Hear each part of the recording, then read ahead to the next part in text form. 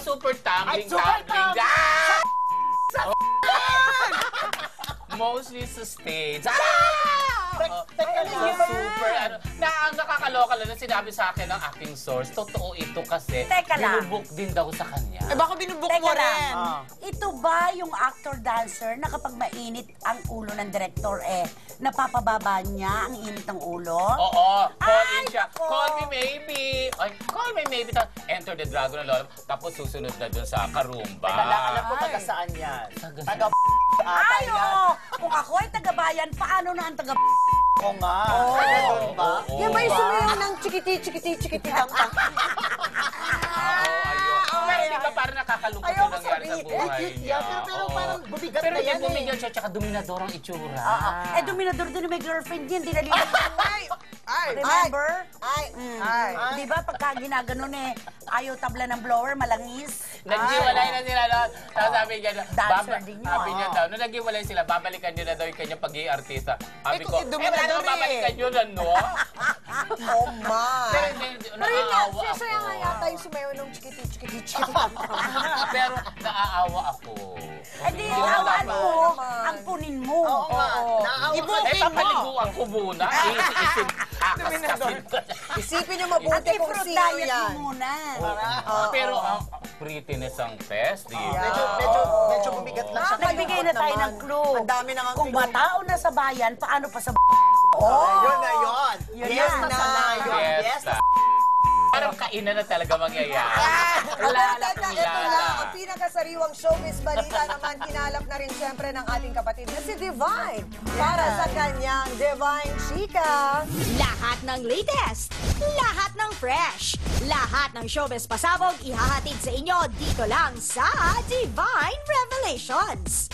Ogie Alcacid, todo-todo ang pasasalamat sa mga taong sumusuporta sa I Do Bidu-Bidu. Ayan, kasama naman po natin no other than Mr. Ogie Alcacid. Alamin natin anong latest. Sir, ano pong latest dito? Well, nagkakaroon kami ng mall show dito sa SM Marikina para sa I Do Bidu-Bidu na movie na nagpapasalamat naman kami at napaka-responsive ng mga tao. So we're very, very excited. Malapit na po showing namin August 29. At isa pang Divine Revelation.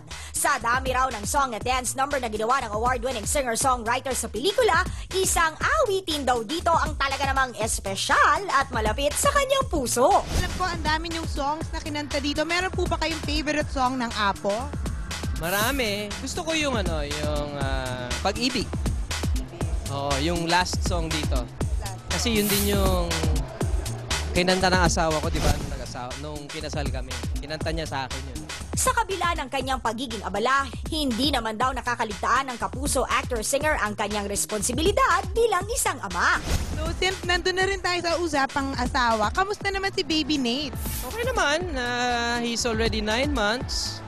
So, he's growing up really fast.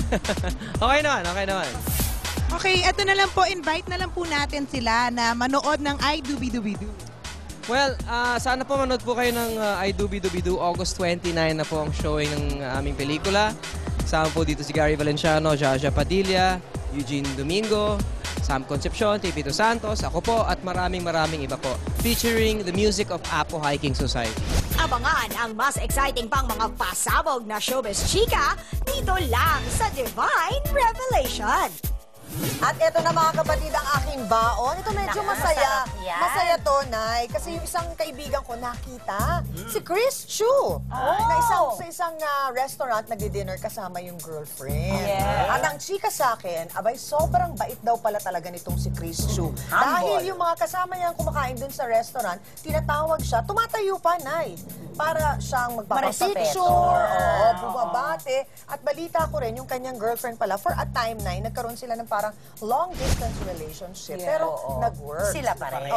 Nay, matagal na yun. Sobrang tagal na. Tsaka mabait pala talaga Kaya yung nga bata. si Alex Gonzaga hindi naka-entertain. Hindi Yun naka-enter. na nga. Na crush niya Ay, si Chris sasabihin Chu. ko nga, Alex, pasensya ka na. Tumingin ka na lang sa billboard Ay, ni correct. Chris Chu. And to think na si Chris Yu galing sa isang pamilyang maimpluwensya at talaga namang naku. Napakabait na bata talaga, pala daw. diba? Napaganon ako na. Oo, gumanong ka. Kasi may bisita. Sila hindi Oo. invited. Pero napakabait pala talaga daw na Oo, bata. humble pati yung batang to. Nakasama ko na yan dati sa kabila. Ang bait na bata, tsaka malakas kumain. Malakas Malakas siya kumain. malakas siya kumain kasi syempre athlete Oo, eh. syempre, Oo, kailangan. Kailangan niya yung Oo. nagbabasketball. Pero maganda yun kasi nga, syempre, alam naman natin, may mga ibang artista, ayaw, nagpapapicture. Eto talagang siya pa yung pumupunta sa mga lame-lamesa nung tumatawag sa kanya at nagpapapicture. Alam mo, totoo yung sinabi mo, Ami. May mga artista na ayaw na abala, lalo kapag malapit ng dumating ang pagkain o kumakain na mismo. kumakain. Nakasimangot sila. Yun ang nakakapanghinayang, ano. Alam mong publiko ang dahilan kung bakit ka nandyan. Ganyan. Correct. Yung pampagdadamutan mo. Nay, may experience din ako kay Chris na nung sa Boracay kami. Experience, ano yan? Experience na nakasama. Naku, ayaw ni Vic. Victor, ano agad. Tawag si Victor. Ano, yung mga boatmen, talagang nung syempre nagsisigawan, andun siya, inisa-isa niya, parang 50 ata yun. So nahuli talaga siya, parang after 1 hour pa siya nakapunta dun sa... Kanila ang discovery. Yes, kanila. At may bangko sila. Yes! Sa susunod ka mo, yung mga boatmen na gano'n, ipakilala na lang. Ay, Oo, dito. Ako na lang. Pwede Alam mo naman ito. Ako na magsasagwan. Ako na magsasagwan. Alam mo naman to, libre anytime. Ay, nakakatuwa naman, Chris Chu. Okay, mga kapatid, tuloy-tuloy pa rin po ang bibigyan namin ng maiinit na issue ngayong Martes. Kaya tutok na, dahil siguradong nandito po ang latest! Welcome back, mga kapatid. At Nay, meron akong baon. Good news ano din. ang baon Good mo? news. Mabait Alam mo, natin, ha? magaganda ang kanyang baon. Oo, Eto, pangmayaman. good news. Ganon. Good news. Tungkol kay Arnel Ignacio. Okay. Okay, Nay. Minsan, nagtutwitter ako, tapos Twitter na naman. Meron ako isang kaibigan sa London. Nag-Skype daw sila ng mommy niya. Okay. Yung mommy niya na-stroke habang nag-Skype sila. So, kailangan tumawag ng rescue. Mag-isa yung nanay niya. So, tinry namin tumawag from the Philippines nung parang 911 nila, 999 doon sa London eh. Hindi kami makakonect. Bawal pala, dapat taga doon. Okay. So, sa panic ko, nag-Twitter ako. Parang alas 3 na ng umaga yun, Nay. Si Arnel, agad-agad, talaga nag-reply Sumagot. siya. Ginawa niya, kinausap niya pa yung kapatid niya sa London para tumawag. So, kung sabi nung rescue, kung 5 minutes pa daw na delay yun, Patay wala na. na daw. So, Nasa te- Yung Ganun kapatid na. ni Arnel ang Ang tumawag. Kailangan taga roon eh. Dahil nasa London. Buti na lang bait-bait. So, isa lang ang ibig sabihin nito, si Arnel ay hindi natutulog. Oo. Di ba? 3 a.m. gising na gising. Araw eh. Kasi di ba ang show niya ata sa radyo, parang 4 Wala, hindi siya nagraradyo. Ngayon si siya lalayon. Ay! Oo. So, meron na Diba? daw 4 a.m. Meron na. Okay, so talaga hindi natutulog ang gabi ni Arnel. Oo, tsaka ano, Nay, ako naman, hindi ko siya kilala eh. So, nabaitan ako Pinafollow dun ka lang niya Oo, sa nabait ako Twitter. sa airport, na biglang ako, meron ng Thank you kapatid. kay Arnel. At Nakakatuwa ito ang naman. sinasabi natin na may patutungong maganda ang Twitter. Hindi sa lahat ng panahon, nega-nega ang mga Yes. nasa. So, ibig sabihin, ayan, gawin natin na kapaki-pakinabang ang Twitter. Katulad ng kwento na yan. Correct. oo. Okay? At syempre mga kapatid, mainit pa rin pong pinagtatalunan ngayon sa mundo ng politika at showbiz ang issue po tungkol sa pagsusulong ng RH Bill. Ano nga po bang paninindigan ng ating mga kapatid sa showbiz tungkol dito? Narito po.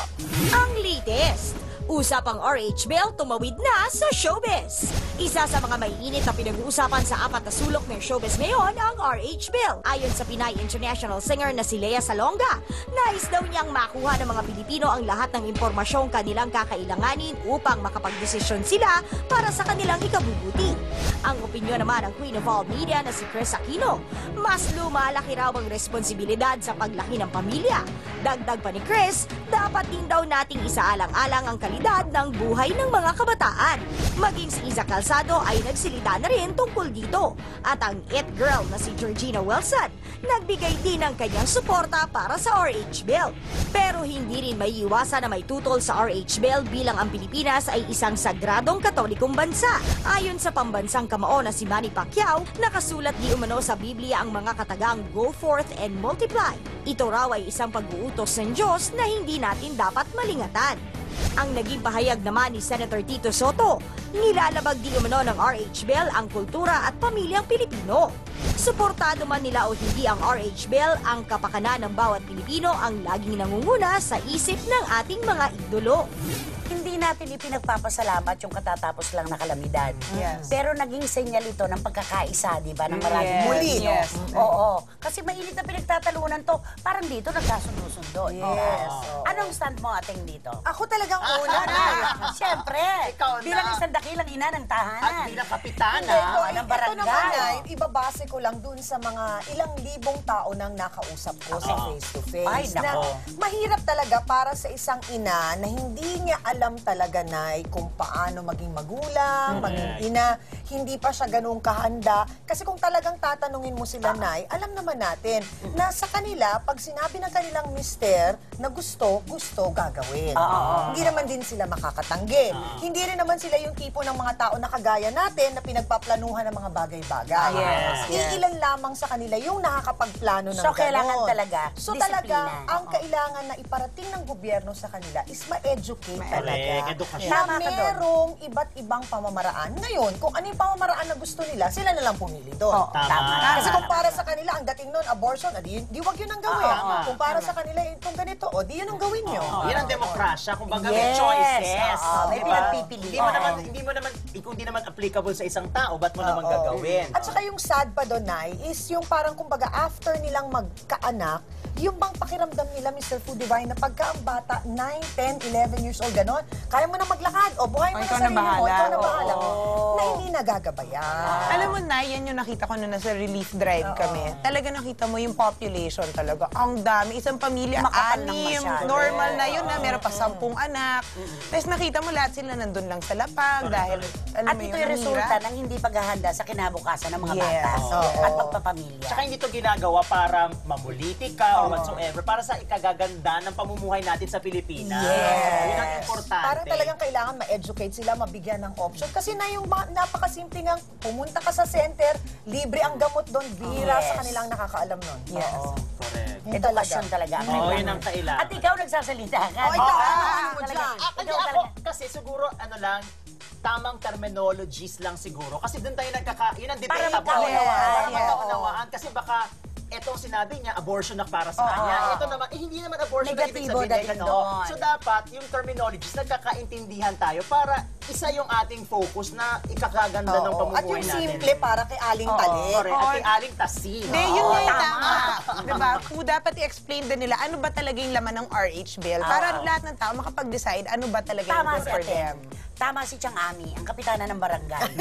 Mas marami siyang na-enkwentro ng mga kababayan natin Yes. na namumroblema sa kanilang buhay. Disiplina talaga, edukasyon. Number 1 yun. Okay, so mga kapatid, napakasarap po ng pinagsamahan nating 30 minuto na mga kwentuhan at intrigan. Hanggang bukas pong muli mga kapatid, dito lamang sa programang nagbibigay sa inyo ng lahat ng unang, ang latest! O, diba? Ano sabi ng RH? Nagpakalaan. Ako din, napakalalim ako na. Ikaw, alam ko, ano siya. May pinag-uugulan.